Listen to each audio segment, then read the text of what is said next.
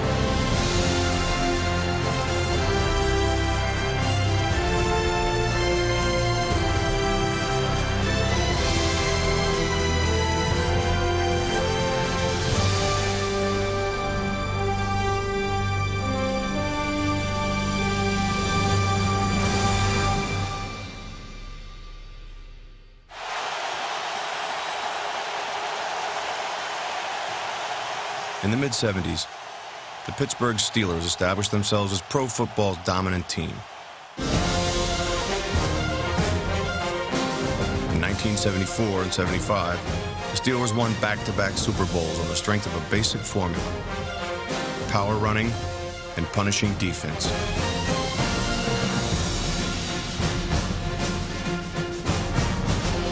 You always want to get to that big game and play in the Super Bowl. Once you won it, it becomes contagious. You want more and more and more. There was a mindset in the team that we were the best, and there was nobody really even close to us. I mean, we were frighteningly good.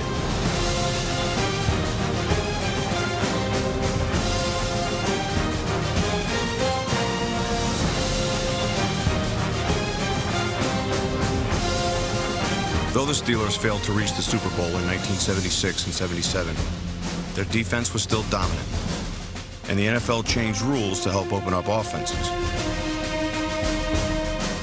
In 1977, defensive linemen could no longer use head slaps at the line of scrimmage. More significantly, in 1978, the league imposed a rule that would impact the play of cornerbacks like number 47, Mel Blount. Blount was a premier cover man who punished opponents in the open field.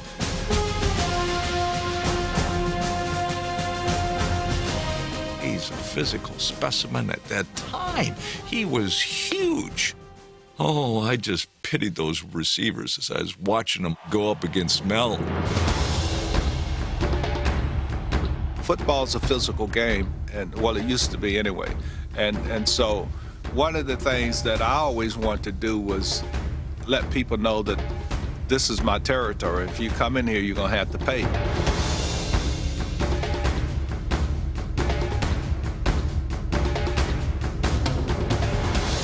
Prior to 1978, defensive backs have been able to jam receivers downfield.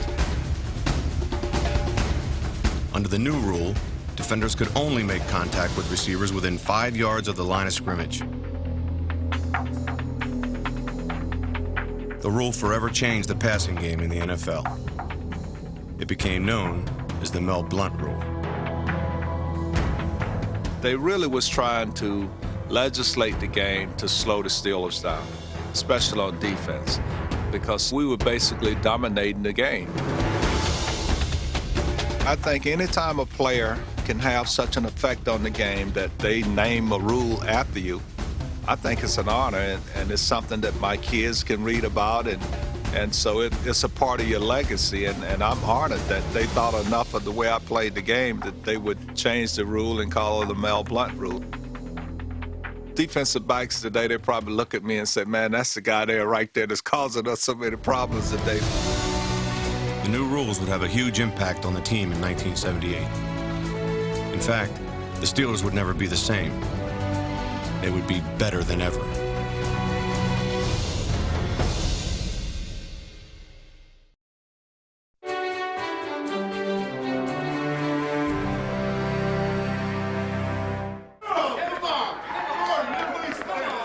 Entering 1978, the NFL rule changes that could have hurt the Steelers' defense actually did more to help the Pittsburgh offense. When they changed the rules, the Steelers adjusted their offense and really went more from a power run game to an air attack. And Bradshaw had a field day.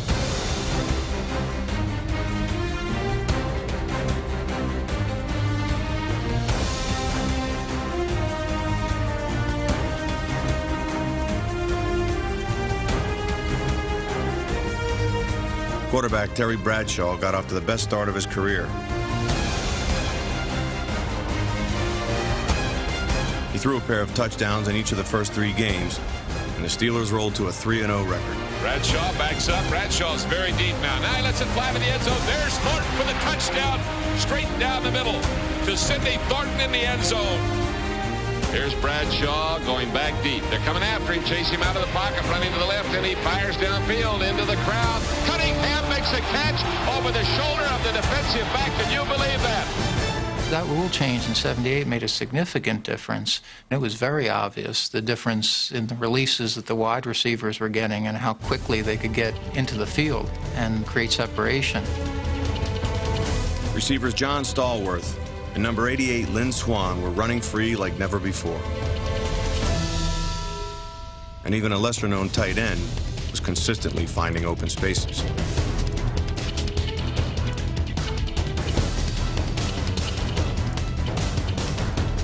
Number 84, Randy Grossman, was a former undrafted free agent out of Temple University who found a place alongside Pittsburgh's more celebrated pass catchers.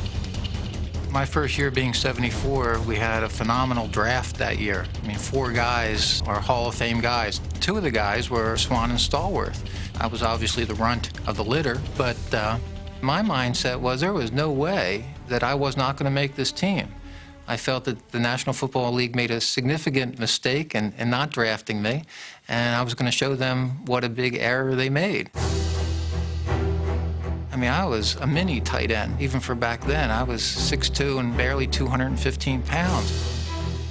I never had any doubt that I wouldn't be able to perform. But I think in the coaches' minds and the scouting department's mind, they always want, the package, and they always want better. I played 8 years. During that 8 years, I think they drafted around 10 tight ends. So I guess they didn't have the same confidence in me that I had in them. In 1976, Pittsburgh drafted 6'5", 250-pound tight end Benny Cunningham in the first round. In 1978, Cunningham was off to his best start. Blyer reverses it to Swann. He gives it back to Bradshaw. Bradshaw firing for Cunningham. A Pittsburgh touchdown. How about that? A Pittsburgh touchdown to win the ball game. Cunningham's game-winning score improved the Steelers to 4-0. 2 weeks later, however, Cunningham was lost for the season with a knee injury. The starting job was left to Randy Grossman. The tight end the Steelers had always tried to replace turned into a player they couldn't do without.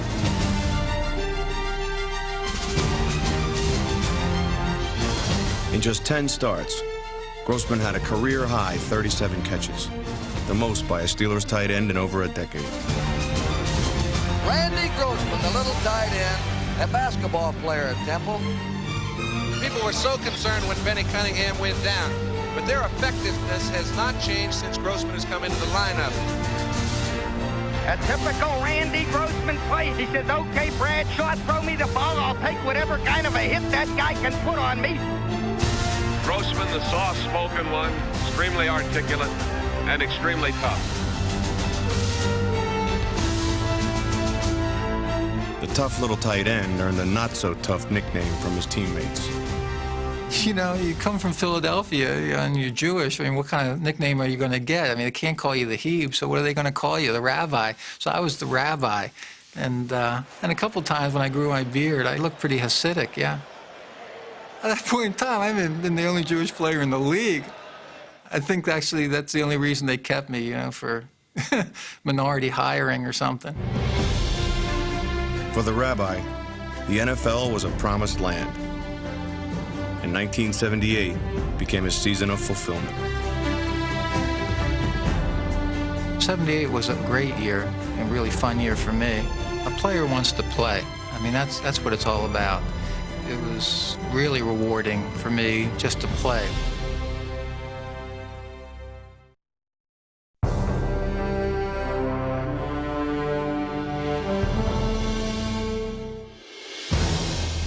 In 1978, Joe Green was still the heart and soul of the Steelers' defense. For years, Green had been the driving force behind the steel curtain.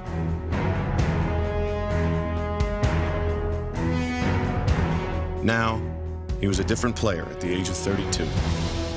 Physically, in 78, I wasn't what I was in 74. Not as strong, not as quick. But 78, I was a lot smarter. An older and wiser Joe Green was selected to his 9th Pro Bowl. And he became a mentor to Pittsburgh's young defenders. You got to get, it's like 3 or 4 yards, you know? You just got to drive as deep as you can. Okay. And you still just stay in there, what you ought to do, because he's giving off so much, is to come down and rub it. Right. Rub it. Like the defense, filled with perennial All-Pros, was fortified with fresh talent. The young player who made the most significant impact was a second-year nickelback named Tony Dungy, number 21. He was a smart football player. In my 14 years in training camp, I had never seen a guy come through there who understood the game and knew the game of football the way Tony Dungy did. Dungy led the team with 6 interceptions, but the dominant force in the secondary was still 9th-year cornerback Mel Blount. The rules designed to neutralize him couldn't keep Blount from another Pro Bowl season. I think when they changed those rules, it made me prove to the NFL that, you know, we still can play and we still be the best. You got to have a positive attitude, and you got to believe in yourself and believe in the people that you're working with. And I think that was the kind of the mindset and the attitude that that whole team took on, that we don't care what you do, we're going to still dominate. Pittsburgh adjusted its defense by blitzing more than ever.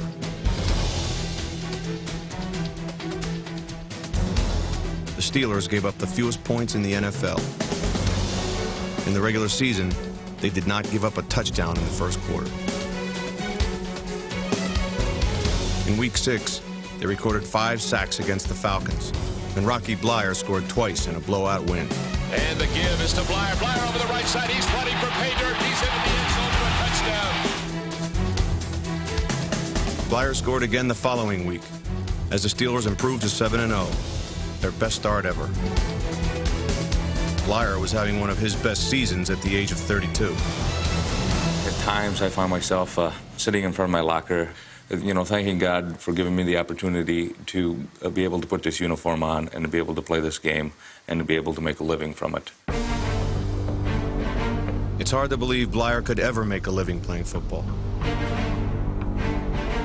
The running back was a 16th round draft choice out of Notre Dame in 1968. Near the end of his rookie season, he was drafted to fight in the Vietnam War. And so in a 24-hour period, I was a running back in the NFL to a maggot in the United States Army, the lowest of the low. And my focus basically at that moment was, okay, fine, I guess I can be the best soldier I can be. In August of 1969, a grenade explosion left Bleier with serious wounds to his leg and foot. I was in Tokyo, and I asked the doctor whether I'd come back and play. And of course, he said, no. Shortly thereafter, I got a postcard in the mail. Very simple, 2 lines, and it said, Rock, the team's not doing well. We need you. Art Rooney. And you have somebody take the time and interest to send you a postcard, something that he didn't have to do. You have a special place for those kind of people. 1 year after he was wounded, Bleier reported to Steelers training camp. When he came back, he could barely walk. We watched Rocky work his tail off to get back on that football field. You'd always see him in the weight room. He was always working out. Why is he doing that? This guy can't play football. One day, Rocky was laying on the bench in the training room, and he had his shorts on, but Rocky was purple. In his chest, and his hips, and his thighs, and bruises. And Rocky practiced that day. And that left an impression on me that I just never forgot, that if he could practice with his body looking like that, and I'm sure feeling the way he was looking, then we all got to practice. Bleier worked 2 full years trying to regain a spot on the Steelers' active roster. He spent most of 1971 on the practice squad, but wouldn't give up on his NFL dream. Football for me was something I wanted to do, and so I tried to take advantage of that opportunity by doing the only thing I knew how to do, and that was to work hard so that sometime in the future you didn't have to ask yourself, what if? Bleier's dedication paid off. By 1974, he was a starter alongside Franco Harris. What he lacked in speed, he made up for in heart. Rocky was slow, real slow. One of the stories that he shared with us is that he always wanted to be fast enough so that when he ran, his hair would blow in the wind.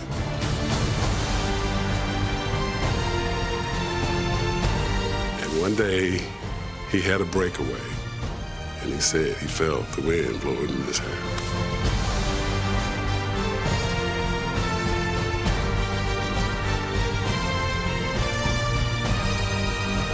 Rocky Bleier's long, unlikely road through the NFL showed no signs of ending in 1978.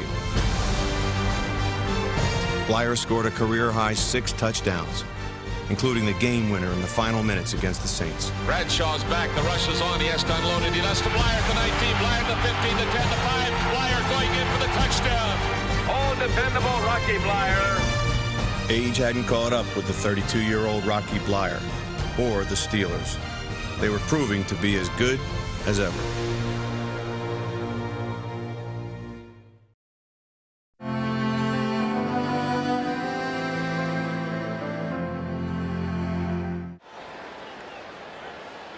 Basically, we like to pride ourselves on being a very fundamental football team. You have to win by blocking well and tackling well, out-hitting your opponents. And it takes special kinds of people to do that. And those special kinds of people are the ones we're looking for. And I think we have those kinds of people.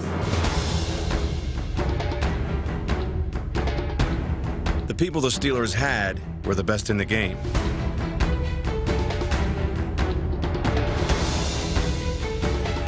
In 1978, 10 Steelers were named to the Pro Bowl. Of their 22 starters, 9 were future Hall of Famers, each drafted by head coach Chuck Noll. I don't think Chuck gets anywhere near the credit for the evaluation of talent and the orchestration of that talent on the field. He was tremendous. He was not a motivator, and I think that was actually one of the strengths of the team, in that the players had to be self-motivated. There wasn't a false sense of enthusiasm. There had to be an inner fire on the guys, and I think that was evident all the way through the roster. I remember being on the sidelines with Chuck, and we're all talking, you know, and you got to support your teammates, you know, and you're going, come on, guys, come on, hit them, let's go, come on, let's pick it up. Let us stuff him, D! And I can remember him turning around and saying, we don't have any of that here. We don't do that here.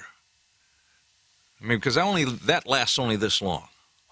Because when you're out there on the field, the thing that gets you through is the habits that you create, is what you do in practice that carries on to the field. All that emotional stuff, the rah-rah stuff, doesn't win ball games. You know, how I approach it really doesn't affect how the games turn out.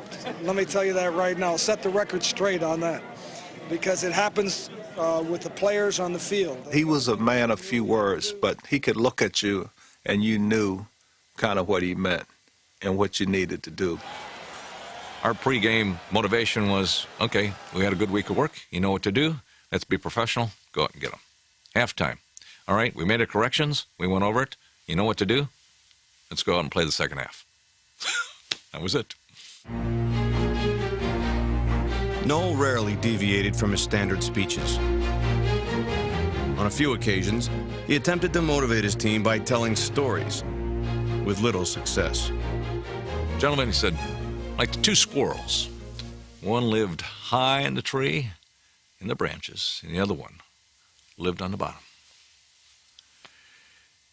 And what we really have to do is pull back together and go back to the basics and concentrate on good habits. And so I want you to think about that, and I'll see you guys tomorrow. Oh, what happened to the squirrels? I mean, and I'm sure the other guys are, what happened to the squirrels? He was the classic guy that couldn't tell a joke. I mean, even when he told a joke, you get to the punchline and you just look at him. And I mean, it's almost like a little kid. You know, the only thing he didn't say was, "Do you get it? Do you get it?" Noel was in no mood for jokes on a Monday night in Week 8. Oilers rookie running back Earl Campbell ran over Pittsburgh for 3 touchdowns and dealt the Steelers their first loss of the season.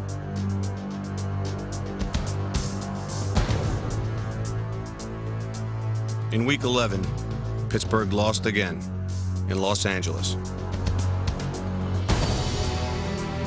The Steelers were 9-2, but their offense was struggling. What we really needed was somebody to put their boot right up our butts. I mean, that old-fashioned yelling, screaming kind of an inspiration. But we have Chuck. And Chuck pulls us together and he said, "Gentlemen, I'd like to tell you a story about 2 monks. They're on a journey. Sometime down the journey, they stopped in a clearing. And near the clearing was a stream, and the far side of the stream was a fair maiden who wanted to come across. And the first monk, without any hesitation, crossed that stream, picked up that fair maiden, forded her back, and set her down. And the 2 monks, in silence, continued on. Now, sometime further down the journey, they stopped again, and the second monk spun onto the first monk and said, you know, it's against our belief in our religion to one not only come into contact with a person of the opposite sex, but actually to speak to one. He said, you disregarded that back to when you crossed that stream and picked up that fair maiden, forded her back, and set her down. And the first monk responded to the second monk, I set her down back there, but you carried her all the way here. I'll see you guys tomorrow at 10 o'clock. Well, we broke up that huddle, saying to one another, what the hell did he say? And that was Chuck. You know? I mean, we're looking for somebody, actually, who was going to explain it to us. Nothing. It was dead silence. And we just figured, well, that's it. Noel was about as far from a Zen master as you could probably get. He was so serious all the time. I mean, it was miserable listening to Chuck talk. I mean, that was not his strength, but it wasn't a weakness either because of his fundamental mindset. We were amazingly well schooled in the basics. If you did things exactly as he and the assistants drew it up, it was going to work, and it did. And that's where the success came from. It didn't come from a bunch of wild banshees flying all over the place with reckless abandon. It was a controlled machine, and it was a great one.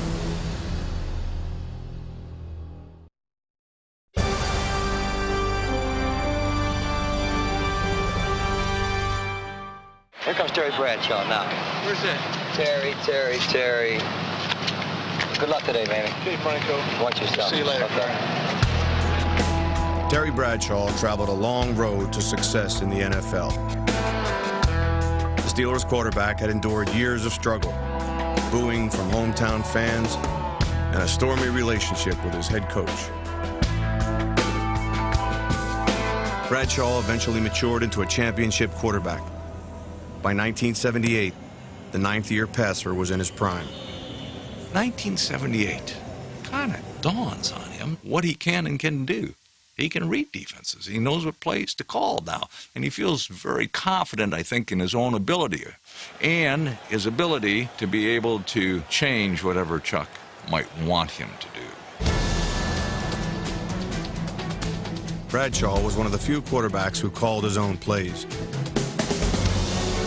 He did a masterful job of balancing his high-powered air attack with a steady dose of running plays. And Bradshaw to draw, gives it to Harris straight to the middle and into the end zone for a Pittsburgh touchdown. They were looking for the pass. Bradshaw called it perfectly, a draw play to Franco Harris. Terry did a good job in third down conversions, running the football, throwing it, mixing it up, mixing his offense real well. So I've started going to more play action now. I've got some confidence, and today we threw on first down, we threw on third, we threw on second. We mixed it up, we ran on first, we just threw a lot of different stuff at them all the time. We trapped them sometimes and just used a lot of offense today. And we had success. Everything Bradshaw called seemed to work. The quarterback was suddenly leading a charmed life on the field. Off it, he was making country music albums. And in 1978, he appeared in the movie Hooper with Burt Reynolds. Talk to my agent about my next movie. Make it a Western. You gonna let me be in it? Yeah. Oh, it's beautiful. Pittsburgh Steelers, the finest team around. When the weather gets cold, the black and gold are gonna be Super Bowl bound. Bound, bound, bound, bound, bound. Oh, jeez. I guess that's one of the reasons why Terry is such a fun guy. He can really, really laugh at something, and he can really laugh at himself, too. Some people say that football teams are like a family. Would you agree with that? Oh, I hate all these guys, and I don't enjoy them at all. No, I think it's true in a sense. We're close. Heck, you're together 6 months a year. You're sleeping with one another. You shower together. You meet together all day long, and we got a beautiful family here.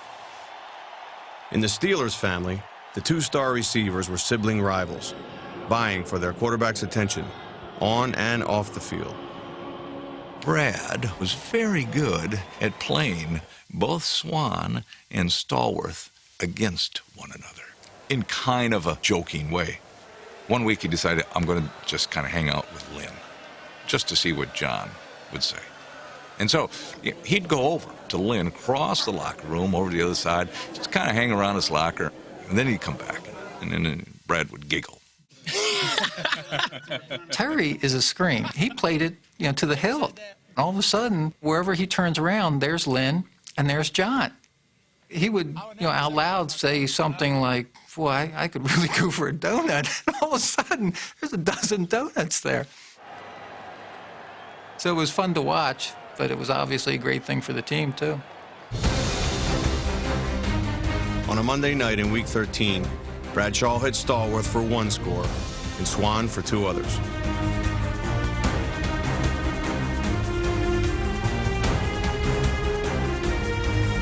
The win snapped the Steelers out of their midseason slump. The following week, Pittsburgh traveled to Houston for a rematch with the division rival Oilers. It was the second time the Steelers faced Earl Campbell, and the rookie phenom got off to another fast start.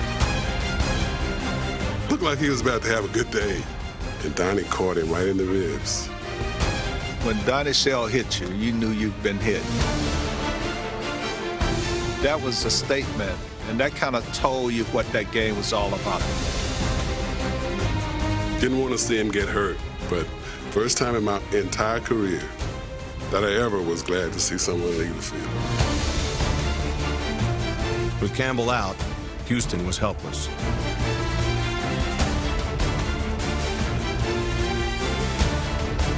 The Steelers improved to 12-2 and clinched their 5th straight division title. It was the first step towards another championship. I am hungry for another Super Bowl. We have a great opportunity here to do something no team has ever done. That's win 3 of them. This was Pittsburgh's time of year. In the Steelers' final regular season home game, Bradshaw threw for 3 more scores. He finished the year with a league-high 28 touchdown passes and was named the NFL's most valuable player. Bradshaw had survived his early career storms and had produced his best season. Now, he and the 14-2 Steelers were ready to conquer the postseason. We get on fire, we get confident, we get that fever, and we're hard to play. I'd hate to have to play against us. We're gonna be hard to beat. Hard to beat.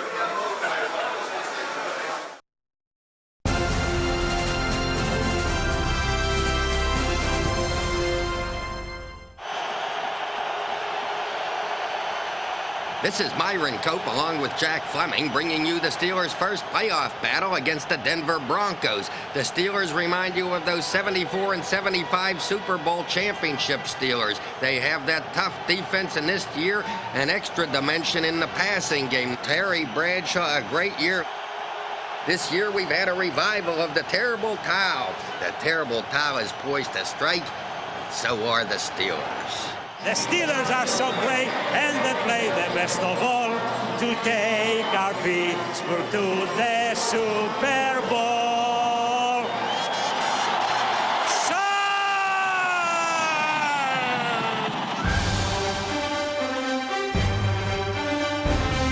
Bradshaw's back deep, good protection.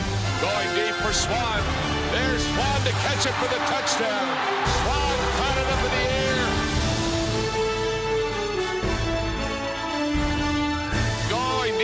Zone. There's Stallworth with a man with him, and Stallworth caught it for the touchdown. Stallworth with a circus catch at the end line.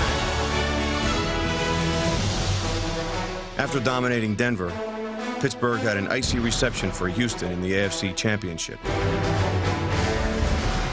The Oilers were a division rival on the rise, and they had already won in Pittsburgh earlier in the season. Whenever you're competing and somebody think that they're on your level, it's an incentive to prove to them that they are not. We just wanted to prove to them that they can't compete with us. I don't know if they had a chance.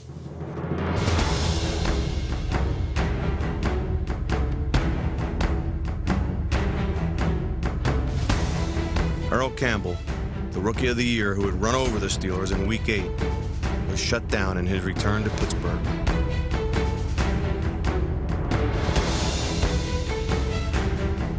Joe Green, Mel Blount, and the defense punished Houston. Both teams were punished by the elements.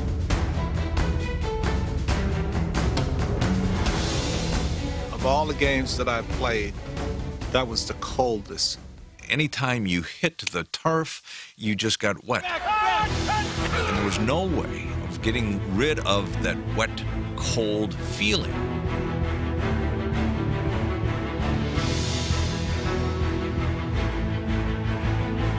The Steelers' offense never got waterlogged. Terry Bradshaw and Rocky Bleier helped Pittsburgh build a 31-3 halftime lead.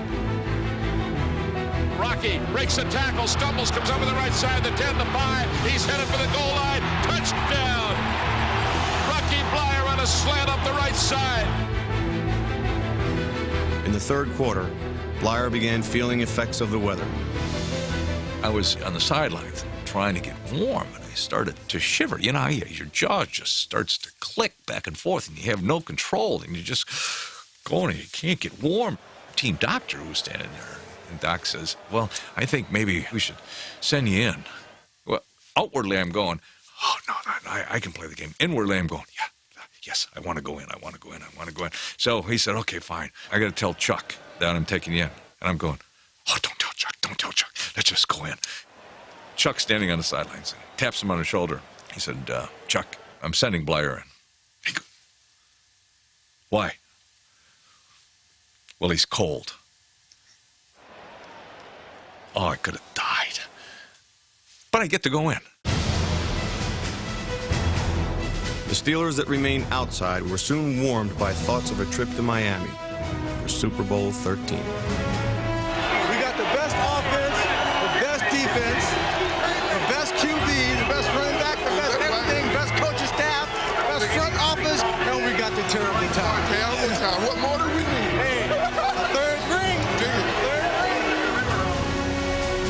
After a 2-year absence from the Super Bowl, the Steelers were headed back. They once again had the look of a champion.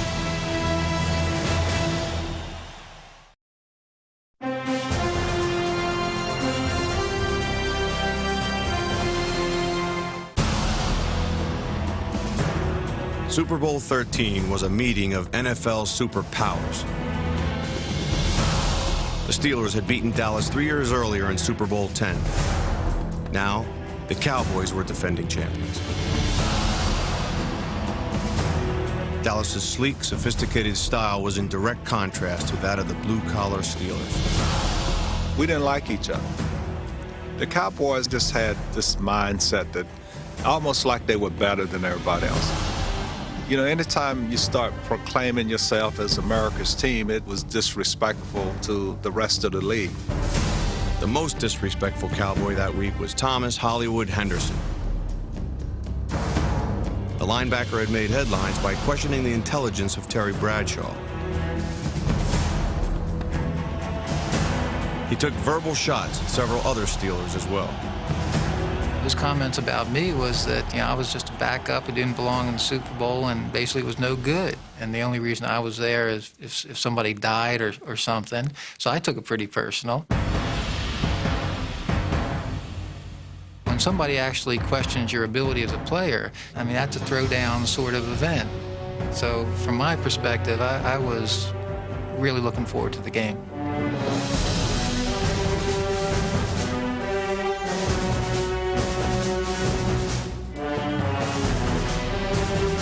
Randy Grossman made the catch. Behind Henderson. The loud man wasn't able to cover Randy Grossman, the guy who can only play when somebody dies or breaks a leg, so said Henderson. Huh? Bradshaw, as usual, thrived under the big game pressure. Bradshaw loved to be in the limelight. It was almost as if when the lights went on, it was showtime and he was ready to go. Bradshaw hesitates and then throws deep for Stallworth in the end zone. Touchdown, Pittsburgh! Johnny Stallworth caught it between two Dallas Cowboys. But a win wouldn't come easy for Bradshaw and the Steelers. Super Bowl 13 turned into an epic back-and-forth struggle. One big play after another, produced by the game's biggest stars. I'll tell you, I'm out of breath because this is some kind of a Super Bowl. Staubach is back deep, and he winds up and throws. Intercepted by Blunt at the 20. Mel Blunt came up with the interception. Hear that ball loose and get after their ass. Joe Green broke through to nail Staubach and caused the fumble. Doggone it, Steve did have his mitts on that football, but he couldn't quite handle it. I think I played probably a quarter of that game being incoherent. They had this big guard. There was one play where he caught me on the chin with his helmet. I can't remember a whole lot after that. I was out. But I never left the game. It was a game no one would want to leave early, as each player seemed to stretch beyond his limits. Bradshaw rolling to the right. They're after him. He throws on the move into the end zone. It's caught for a touchdown to Rocky Bleier. As I was going up, thud. I felt this thud over my head, into my hands, and I knew I had it. Great leaping fingertip catch by Rocky Bleier, who has never been known as a Lynn Swann. It's like a 3-second play. But Rocky can talk about that play for 30 minutes. People didn't think I could jump that high. As I like to tell people, I don't know, it was 18, 19, 20 feet. So. I'm so sick of this Rocky Bleier skying to get this ball. The guy who took the picture is sitting on the ground. And he's got the camera pointed up. I think Rocky was about 4 inches off the ground. but it was a good catch. When you go back and look at Super Bowls over the years, they won't find a better first half than this one. The second half was equally dramatic and even more emotional. Thomas Henderson came in to nail Terry Bradshaw. It was whistled dead. When Thomas Henderson hit Bradshaw after the whistle, running back Franco Harris came to his quarterback's defense. He gets in Franco's face, and Franco responds. Well, Franco's a very easygoing guy. He doesn't say a lot. And he comes back into the huddle, and this is the first time I've ever heard Franco really say anything. He's got this look on his face, and all he says is, "Give me the ball." Terry Bradshaw giving the ball to Franco through the middle, then over to 15 to 10 to 5. Touchdown, Pittsburgh. And the big guy went straight ahead through the hole. Boom! I mean, he hits that hole before anybody reacts, and we score. And Franco would not be stopped. He galloped through their late pumping, eyes racing stuff pacer. No one could have guessed that for that time. You know why I was pissed? He was pissed because they drove Bradshaw back. On Pittsburgh's next possession, Bradshaw completed his 4th touchdown pass. Swan makes a circus catch in the end zone. Unbelievable catch for the touchdown. He was up in the air and made a circus catch. He looked like a flying circus.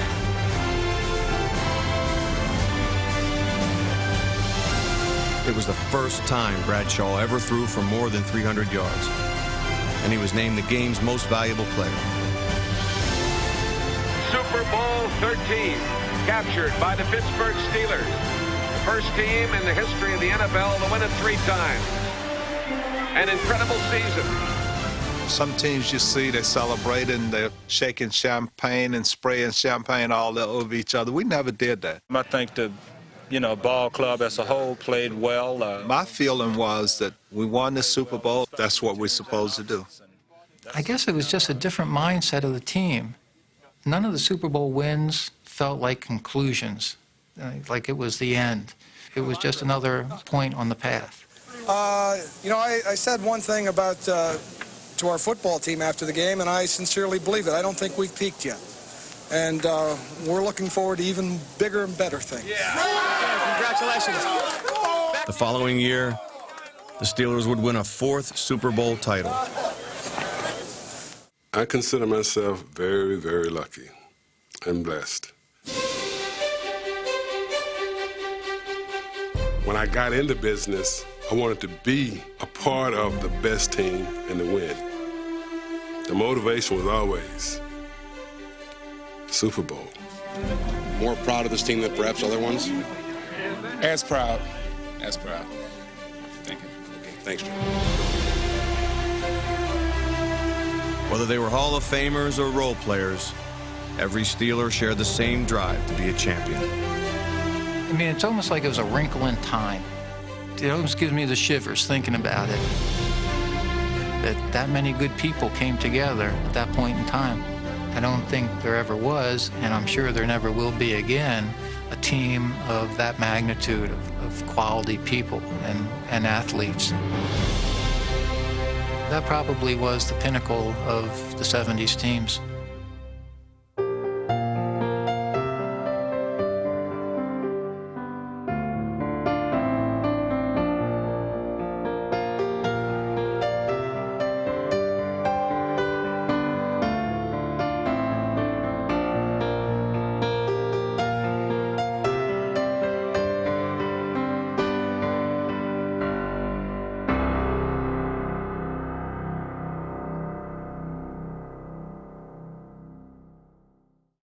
For additional video content, photo galleries, and more from America's Game, visit NFL.com/America's Game.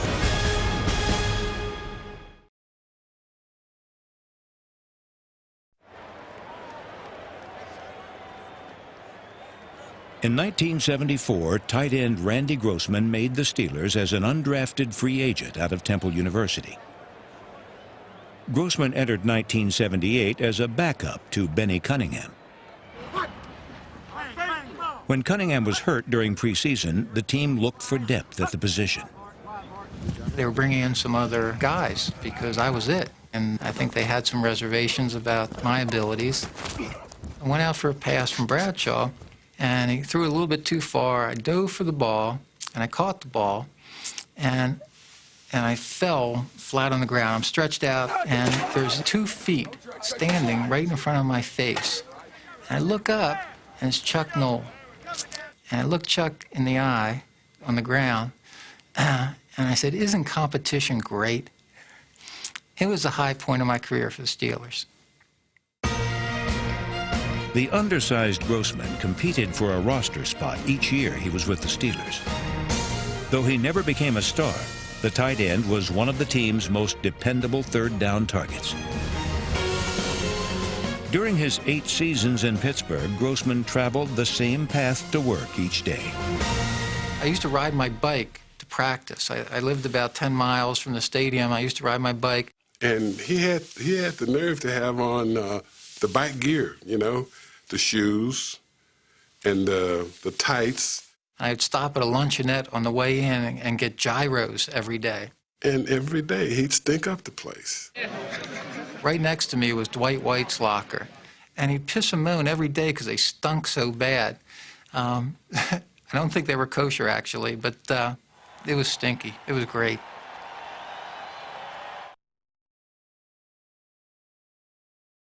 Roll 3, Rocky Bleier for grandstand. Rocky, you're known as an excellent blocker in addition to being a fine running back. Do you like blocking? Is that a fun part of the game for you? Well, it was a necessary part of the game. You know, as far as my position on the team, we're a fullback-oriented team. Franco was the main ball carrier, was the impetus of the offense, and the halfback was a position as a blocking back, and so it was a necessary part, and was a part that I really felt that gave me the chance to start.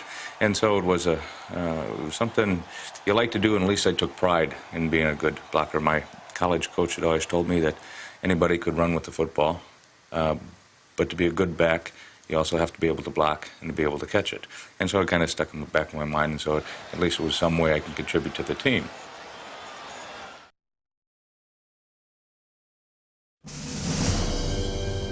The Pittsburgh Steelers earned 4 Super Bowl rings in the 1970s. But they didn't receive any of them in the type of ring ceremonies that exist for today's players.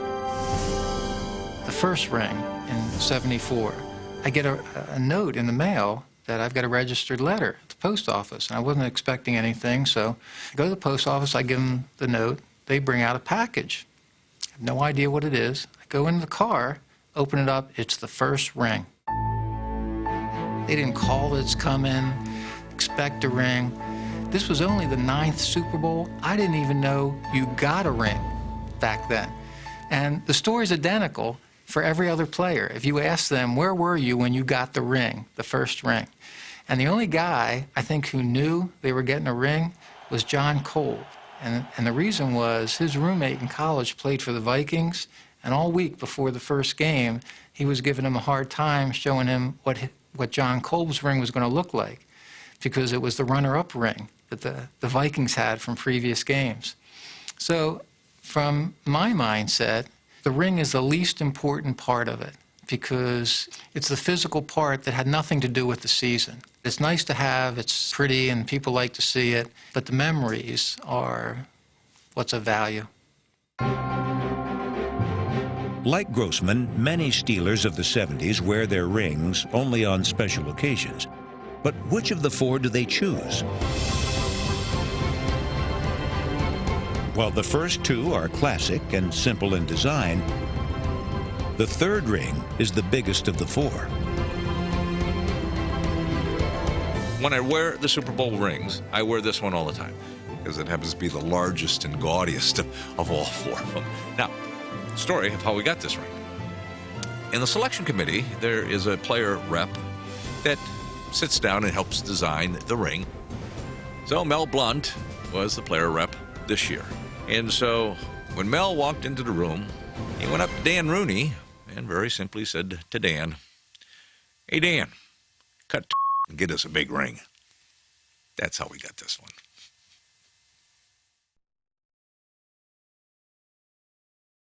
Rocky Bleier was a 16th round draft choice out of Notre Dame in 1968.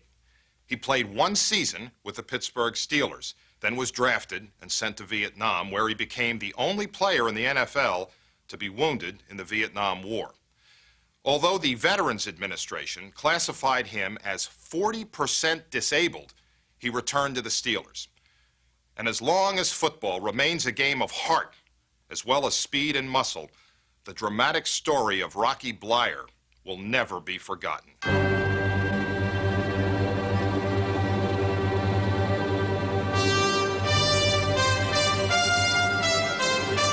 As a halfback for the Pittsburgh Steelers, Rocky Bleier, number 20, helped his team win 4 world championships.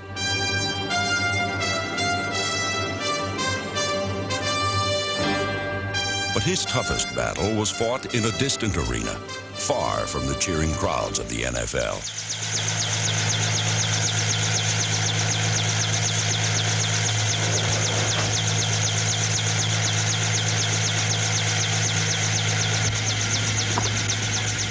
In the rice paddies of Vietnam, Rocky Bleier learned that a real battlefield has no champions, only survivors.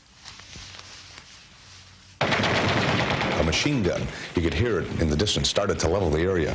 And all of a sudden, I felt a thud in my left leg. And as I looked down, I saw 2 neat little holes in my khakis. And then I could hear the guys hollering in the wooded area. You know, there's one. You know, watch it.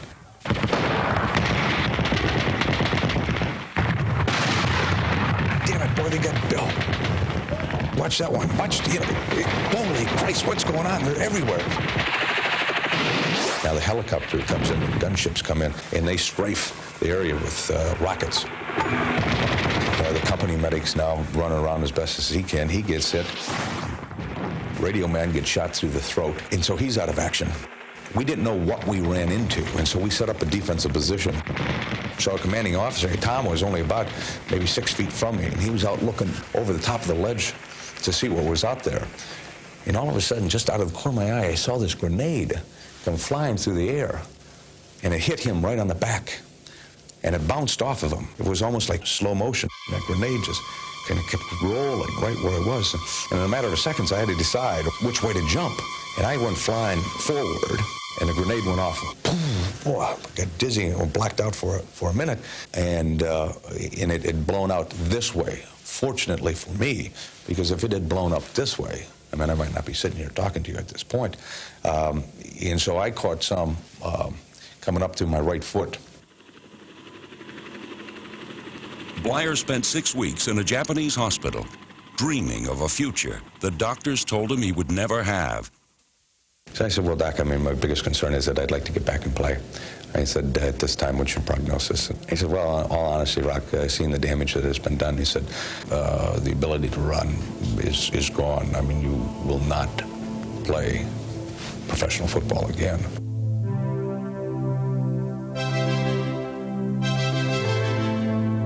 In the late autumn of 1969, Rocky returned to Pittsburgh.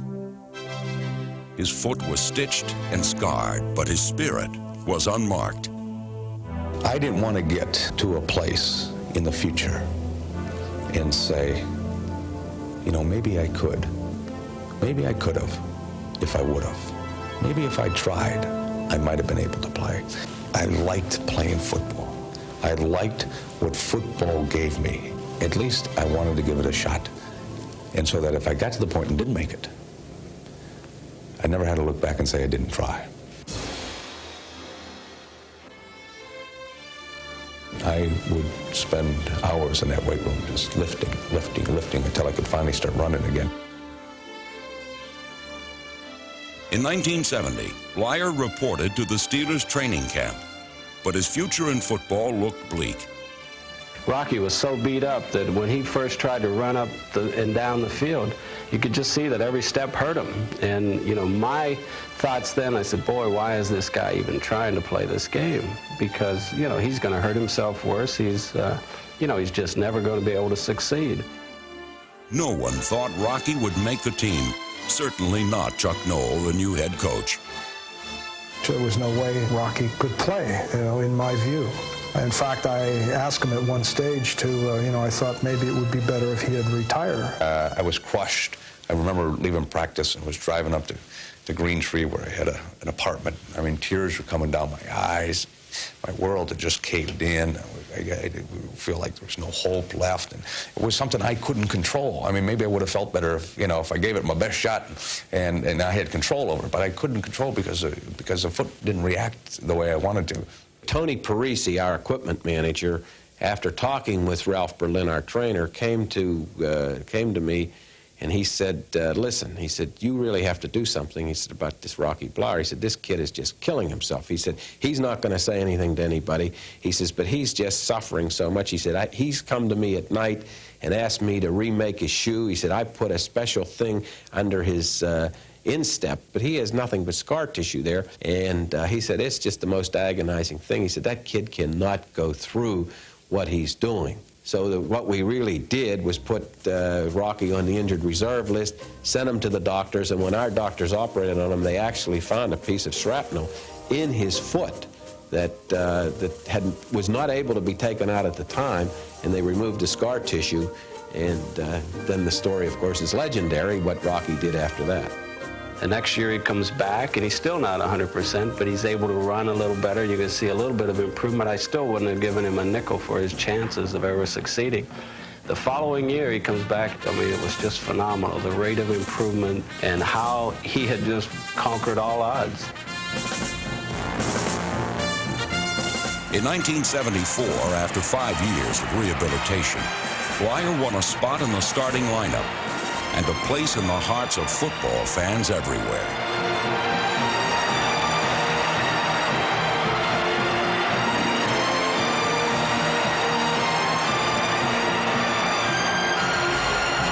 Everyone was inspired by the gutty young man whose hard work had made a dream come true.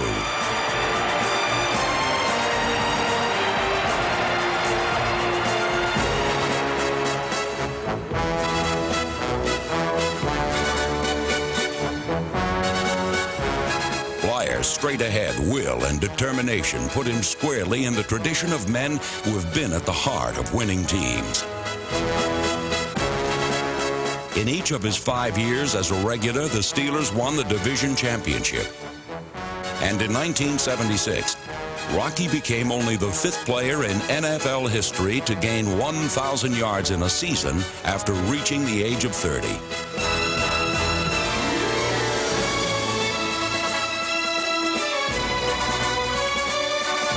In any field of human endeavor, whether it be art, science, or sports, we are apt to find at least one person who serves as an example of the triumph of the spirit. In this figure, we are able to find a measure of our own possibilities instead of a reminder of our limitations. The NFL has its example. His name is Rocky Bleier. After the Steelers and Pirates both won world championships in 1979, the teams were honored at the White House together. When I began to think who in the entire nation can give me best advice on how to meet a tough challenge successfully and win great victories, I naturally remembered the Pirates and the Steelers. And I'm very grateful that you've come. During his speech, President Jimmy Carter acknowledged the heroism of Steelers running back Rocky Bleier. We've got, as you know, a tremendous achievement represented by these men on the stage with me. Not only have they brought honor and credit to their team, but they brought honor and credit to their community because of a spirit of service to others. Rocky Bleier here, the Steelers, fought for our country, as you know, in Vietnam. This was not a popular war. It always requires courage to fight and to risk one's life. But it requires even more courage when there is not an overwhelming sense of patriotism and support, as there was missing during the Vietnam War years. When I was in the Navy during the Second World War during Korea, I felt that there was a united country behind me, giving me every possible support and every expression of gratitude. My oldest son served in Vietnam too as a volunteer, and when he came home, he had a different kind of response, because many people did not appreciate the willingness of our country to fight for freedom there. But as you know, Rocky Bleier did go. He was wounded severely. Some doctors, I understand, even said that he would not recover.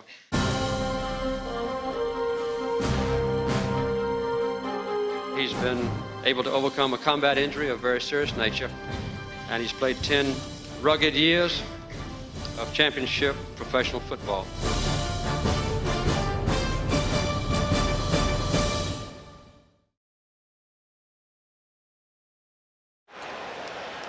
How well the Steelers played often depended on the mood of quarterback Terry Bradshaw.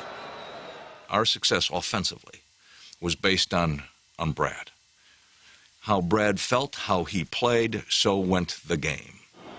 Before we'd go out in warm-ups, I'd go over and take a look at Brad. He'd say, "Brad, how you feel?" Well, every game he'd said, "Fine." He'd say, "I feel fine." Somehow it's just the way he said it. Brad could make the game easy, or he could make it difficult. If Brad was up, if Brad was into the game, it was going to be easy going. If he wasn't, it was like, okay, the load just got a little heavier on everybody else's shoulder, that we're going to have to pick it up. Fortunately for the Steelers, Bradshaw was up for most of 1978.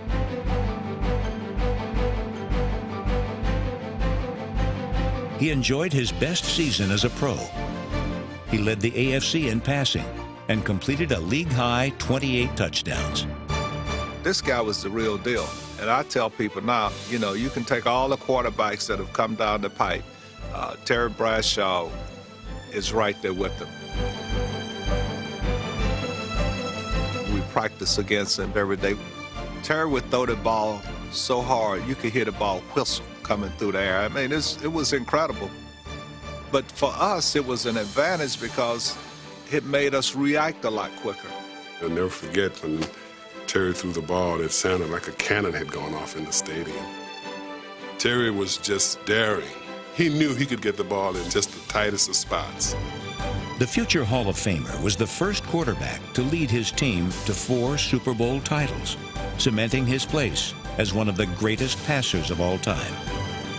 I'm just thankful that I had an opportunity to play on his team because he was special.